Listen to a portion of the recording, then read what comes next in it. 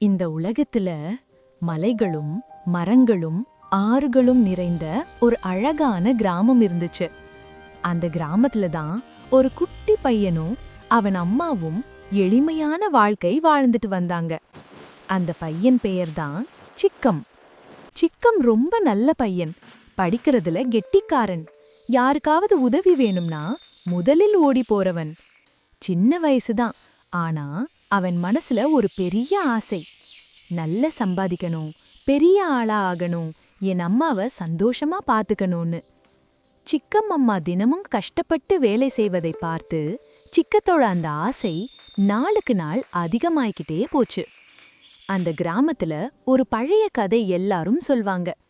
இந்த கிராமத்துக்கு பக்கத்துல இருக்கிற அந்த இருட்டு காட்டுக்குள்ள ஒரு பெரிய புதையல் இருக்குன்னு.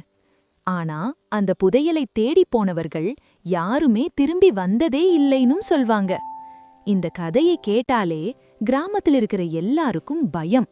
ஆனா சிக்கத்துக்கு மட்டும் பயத்தை விட ஆசை அதிகம்.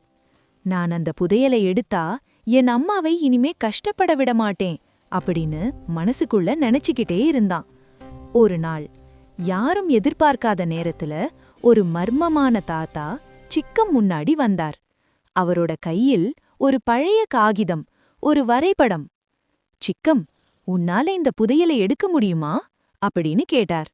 அந்த வரைபடத்தை சிக்கம் கையில குடுத்துட்டு, இதுல வழி இருக்கு அப்படின்னு சொன்னார். அடுத்த நொடியே அந்த தாத்தா அங்க இல்ல. சிக்கம் சுற்றி பார்த்தான், யாருமே இல்லை. அந்த நாள் முழுக்க சிக்கத்தோட மனசுல ஒரே யோசனை, இது உண்மையா இல்ல கனவா? இரவு வந்ததும் யாருக்கும் தெரியாம சிக்கம் தன்னோட சின்ன பையை தூக்கிக்கிட்டு மெதுவா காட்டை நோக்கி நடக்க ஆரம்பிச்சான். அந்த இருட்டு காட்டுக்குள்ள நுழையிற முதல் அடியே அவனுக்கு நடுக்கம். மரங்கள் பேசுற மாதிரி சத்தம், காற்று அழுற மாதிரி சத்தம், ஒவ்வொரு அடியும் உயிர் போற மாதிரி பயம்.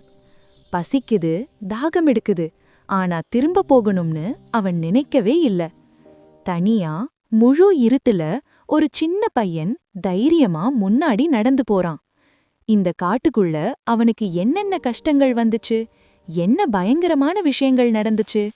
கடைசில அந்த புதையலை காப்பாத்திருக்கிற பெரிய நாகத்திடமிருந்து சிக்கம் புதையலை எடுத்தானா, இல்ல அந்த காடே சிக்கத்தையும் அதுக்குள்ளே இழுத்துக்கிட்டதா? இதெல்லாம் தெரிஞ்சுக்க லைக் பண்ணுங்க, சப்ஸ்கிரைப் பண்ணுங்க, ஷேர் பண்ண மறக்காதீங்க நண்பர்களே. சிக்கத்தின் மீதி கதை அடுத்த வீடியோவில். மறக்காம பாருங்க நண்பர்களே.